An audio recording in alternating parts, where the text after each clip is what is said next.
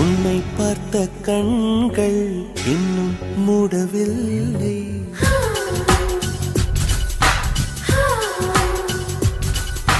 போதும் போதும் என்று நெஞ்சம் கேட்கவில்லை.